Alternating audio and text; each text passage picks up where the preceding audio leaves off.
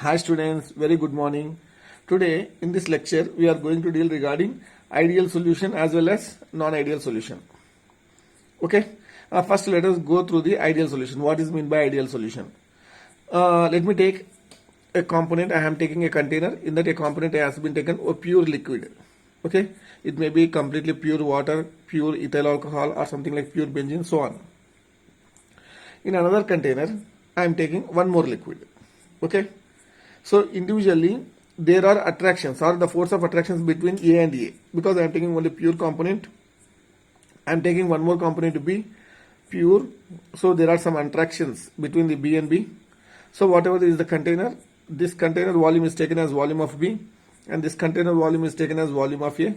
Now I am mixing these two liquids in another container so that AB, it is a mixture of these two components, liquid A as well as liquid B combining together, and they are forming a solution where you are having A and B liquids combined together. Okay. So these conditions should be satisfied to be ideal solution. So delta V mixing. See, after mixing, whatever you are getting the volume, that is a change in volume on mixing liquids. So you will be getting something like volume, right? This volume is taken as V final minus V initial volume plus V this B volume, A volume plus B volume from final volume if you are taking out. Okay, then this is called as delta V. First I am saying the notations. Delta V mixing means it is taken as the final volume after combining minus the sum of the individual volumes before mixing. Okay, and delta H mixing, it is taken as change in enthalpy on mixing liquids. Okay, on mixing liquids you are getting something change in heat. See here AA is present, here BB is present, here AB is present. Okay, AA, what happens? It absorbs some amount of heat to break the bond. Here it absorbs some amount of heat to break the bond. Here it liberates some amount of heat due to formation of bond. Again I am telling, to break the bond it absorbs energy. Here also absorbs energy. Here it liberates energy for the formation of the AB bond. Okay, so whatever the energy liberated here minus, okay, the sum of the energies absorbed by A liquid, pure A liquid as well as the pure B liquid. Okay, so that difference delta HF of this solution minus HF of this liquid A plus HF of enthalpy of this liquid B, then that gives the change in heat. So delta AA, energy absorbed due to breaking of bonds, BB, energy absorbed due to breaking of bonds, AB, energy released due to formation of bonds. In this there is a formation of bond. So this one AB minus AA plus BB, that gives the delta H value. Okay, and next, this is the main condition. By this only we are getting all these things. Okay, interaction among AA, BB as well as AB. Simply we can call it as force of attraction among AA, force of attraction among BB, and force of attraction among AB. And we will talk in detail now. Next, delta mixture will be greater than A because the number of particles after mixing will be increased, so that the entropy also will be increased, so that it is greater than A. If delta S is greater than S, delta G will be automatically less than 0. Okay, delta G, if it is negative, it is spontaneous. Delta S is greater than 0, it is spontaneous. Already you have learned these terms in thermodynamics. So this delta S greater than 0, delta G less than 0, it doesn't depend upon whether it is an ideal solution or non-ideal solution. These are always constant. Whether it is ideal or non-ideal, delta S will be greater than 0 and delta G will be greater than 0. And one more condition here, it is Raoult's law. Okay, Raoult's law is followed by ideal solution. Raoult's law does not follow ideal solution. Raoult's law which are not accepting the Raoult's law, those are called as non-ideal solution. Any substance which obeys Raoult's law, those are called as ideal solutions. Any substance which does not obey Raoult's law, those are called as non-ideal solution. These are the things what we will be discussing with respect to ideal as well as non-ideal. First, see whatever we have discussed: delta V on mixing, delta H on mixing, interaction among the molecules, and Raoult's law. These are the things what we will be discussing. Right. First I am taking the ideal solution. So solutions which follow Raoult's law at all concentration and temperatures. There should be a solution, it should accept Raoult's law. Whatever may be the concentration of the solution and whatever may be the temperature, you are performing the, or you are mixing the two liquid substances, right? If it obeys Raoult's law. What is meant by Raoult's law? Raoult's law is nothing but partial pressure of the substance is directly proportional to the mole fraction of that particular substance. Okay, already in the previous 2 lectures we have discussed regarding the Raoult's law with respect to non-volatile solute with volatile solvent and volatile solute with volatile solvent. Okay. P observed means we are calculating this one. The final pressure you are calculating. This is calculated experimentally. And this one, so we are calculating this one experimentally. And this one we are calculating by using Raoult's law. This is the summation of the solvent. This is the summation of the something like solvent. This one is solute. Okay. On some combining this means by using Raoult's law we are calculating these values, and this one is calculated experimentally. If this experimental condition, whatever you are getting the value, if that is equal to the values you are getting from the Raoult's law, okay, then it is accepting Raoult's law. Any solution which accepts Raoult's law at all concentration and temperature is called as an ideal solution, and this will follow the P experimental. Whatever the partial pressure exerted by the solution calculated experimentally should be equal to the Raoult's law. Raoult's law we will be telling this definition, right? According to that we will be getting some value. Those two should be equal. Okay, then that is said to be following Raoult's law. And in this way also it can be said partial pressure exerted by A, this is observed means experimentally, and P naught A, X naught A, this is calculated. If these two are equal, these two will be definitely equal if this is same. If it is ideal solution. PB, it is equal to P naught B, XB. This is calculated experimentally. This is observed experiment. This is observed experimentally. This is calculated theoretically. If these two are equal, then it is ideal solution. If these two are equal, automatically this will be equal, right? So for to be an ideal solution, a component should accept Raoult's law at all concentration and temperature. Next, it is delta V mixing should be equal to 0. Means you are mixing, you will be getting some final volume. Initially you are having some volumes. If you subtract the final volume minus initial volume, if you get the value 0, then it is an ideal solution. Okay. So whatever the AA interactions, suppose AA interaction something you are having, in pure A it is 20, pure B you are taking 30. On mixing these two, you are getting something like 50. See, 50 minus 30 plus 20, 50, it will be equal to 0. So delta V mixing will be equal to 0. Okay, after mixing you will be getting some volume. If you subtract the initial volume from the final volume or final, you will be getting the value 0. Then you will be saying this as ideal solution. Okay. Next, it is delta H mixing is equal to 0. Means AA, you require some amount of energy to break. BB, you require some amount of energy to break. And AB, due to formation of this bond, there is liberation of energy. If whatever the energy liberated, it is equal to the sum of the AA and BB, then automatically delta H mixture will be equal to 0. Then that is ideal solution. So for ideal solution, it should accept what? Raoult's law. It should accept delta V mixture is equal to 0, delta H mixing is equal to 0. Right? And force of attractions among AA. So whatever the force of attractions here are there, that should be equal to the force of attraction among BB, and that should be equal to the force of attraction among the AB. When this is possible, when all the molecules are of approximately same size, then this will be possible. Okay, right. I am plotting a graph here. Already I have explained with respect to this. This is I am taking with respect to B solvent, and this is with respect to the solute. Okay, or anything solute or solvent. So if mole fraction of A is 0, mole fraction of B will be equal to 1. So this condition will be equal to the pure vapor pressure exerted by the B, and here mole fraction of A is equal to 1, mole fraction of B is equal to 0, and here it will be the pure vapor, pure partial pressure exerted by the A, right? If you go on adding something like A, what happens? The partial pressure going on decreasing. For B also it is going on decreasing like this. So and this one will be the solutions one. Okay. This is generally whenever if a solution accepts Raoult's law, it should be the graph like this. Okay, this is PA, this is PB. Already I have mentioned in the previous videos. Examples are something you are having many examples in your books also. You should remember that, students. How you can remember means in a simple and general way. If you are having same polar nature and nearly approximately same size, this is the one of the shortcut. Okay. If you are having approximately same size, see OH, you are having CH3, C2H5, approximately near size, not very bigger. Suppose if you take CH3 as well as C3H7 like that, propyl you will take, that is not equal. Okay, approximately they should be equal and polar nature. And here also CH5 is same, chlorine, bromine, these are beside only, right? Approximately means nearly equal, not exactly. N-hexane, N-heptane, C2H4Br2, C2H4Cl2, as well as benzene, toluene. Okay. So for a solution to be ideal, what it should be? It should accept Rolle's law. The delta V on mixing, it should be equal to 0. Delta H on mixing should be equal to 0. And the force of attraction between AA should be equal to BB molecules, should be equal to the AB molecules. And this is the way of representing the graph. And if you go for the non-ideal solution, right students? Non-ideal solution means it doesn't follow Rolle's law. So P total will not be equal to P naught A XA plus P naught B X naught B. Means whatever you are calculating experimentally, it is not equal to the whatever you are calculating on the paper, right?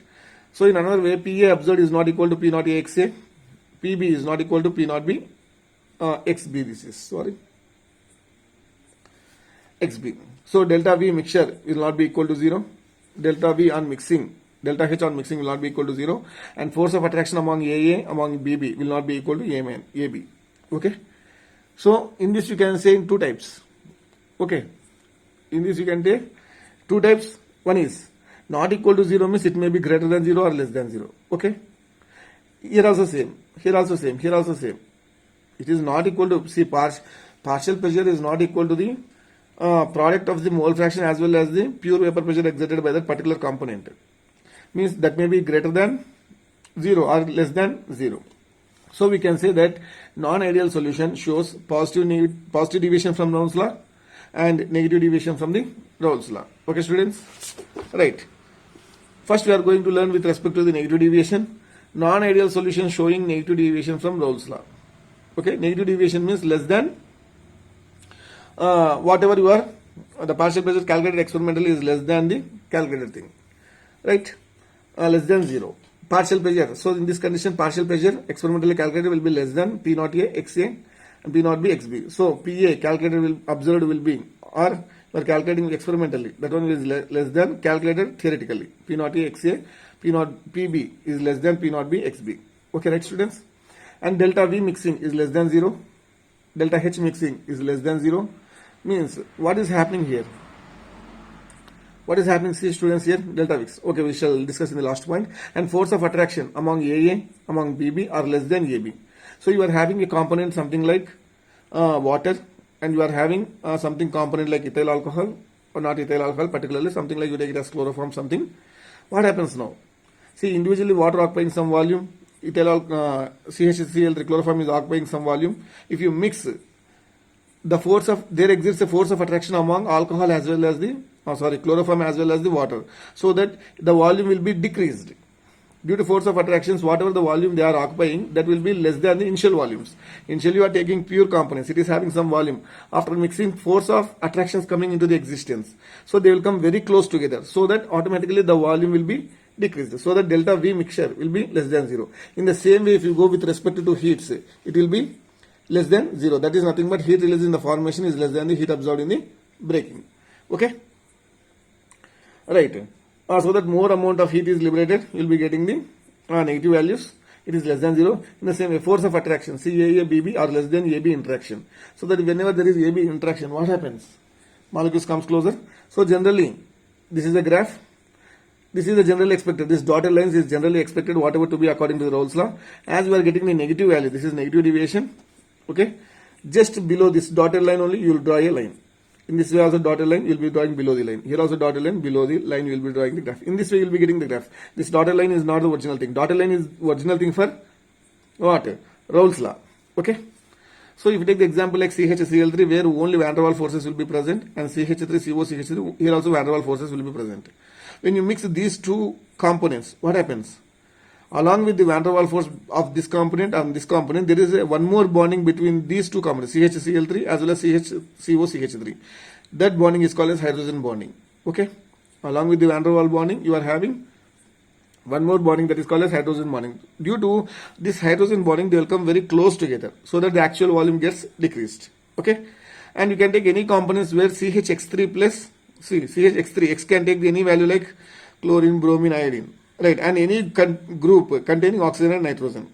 If I take example like CHCl3 and CH2, H5, NH2, what happens? Between these two, you will be getting hydrogen bond along with the van der Waals forces, so that the volume will be decreased. These are the examples for what non-ideal solution showing negative deviation. Suppose if you take strong acid plus water like HCl water, H2SO4 water, HNO3 H2O, HiH2O, these are all the examples for the non-ideal solution showing negative deviation, right? Now we are going to deal with respect to the non-ideal solution showing the positive deviation, right? Where P observed or experimentally observed is greater than the P calculated. P naught A greater. This is the calculated thing from Raoult's law, and this is observed experimentally. This is greater than these values. We can say in the way partial pressure of A greater than the whatever calculated from Raoult's law. Partial pressure of B is greater than the whatever you have calculated from Raoult's law. So delta V mixture will be greater than 0. And here delta H mixture is greater than 0. AA attractions, BB attractions are greater than AB attractions. Okay. What happens? Among A and A, there are some force of attractions. A, B, B and B, some force of attractions. Whenever if you combine these two, what happens? They will be moving far away due to some repulsions. Okay. Or whatever the substance you are adding, this one, if you are adding for this one, it breaks the bonds present in this one. Okay. Suppose if you take an example, I will explain in the example. AA attractions, BB attractions are more compared to the AB interactions. Okay. What happens? Whenever AB is formed, force of attraction decreases. Example is something like water plus benzene. So you are having water, right? In water you will be having hydrogen bonding among the water molecules. In C6H6 what you will be having? You will be having van der Waals force of attraction. If we add C6H6 to water, what happens? The C6H6, it breaks the bonds of the hydrogen bonds of the water. So due to hydrogen bonds, water molecules are present very close together. If we add C6H6, this C6H6 breaks the bonds of H2O. So that what happens? All the molecules will move far away from each other. So that the volume increases on mixing. So before it is having some volume, after this one is having some volume before, after mixing, the volume, whatever you are getting, it is greater than this volume. Okay. So whatever the force of attraction that are present between the water molecules are cleaved by the C6H6 addition. In the same way, H2O plus toluene, methyl alcohol plus benzene, ethyl alcohol plus toluene, something. Means there should be a combination of polar and non-polar. This is polar bond and this is non-polar bond. If you add polar as well as the non-polar, what happens? There is a breaking of bond so that the volume increases, and that is an example for positive deviation from Raoult's law. Okay, if you plot the graph, these are the expected graph, these are dotted lines, these are the expected things, but it will be getting deviated from top side than the line expected. Okay, right? This is the thing what you will be getting closed up with, and the small thing what you will be getting from the positive Raoult's law. And positive Raoult's law you can categorize into two ways. One is, this is the way what you will be getting positive. See, this one also positive, this one also positive, this one also positive. Here, this one also positive, this one also positive, and this one also positive. So nothing is difference between these two. Okay. Again, positive deviation can be two types. What we are explaining here. What is the difference between these two means? This is the same thing what we have learned in the previous positive deviation. See, mole fraction of A is equal to 0, mole fraction of B is equal to 1, so that we are getting XB is equal to 1 XA. See here, PT is greater than P naught XA, P naught A XA plus P naught B XB. Here also PT is greater than P naught A XA plus P naught B XB. Okay. So what makes the difference between these two is, these two are again positive deviation only. So there is no, for negative deviation, it doesn't have any categorization.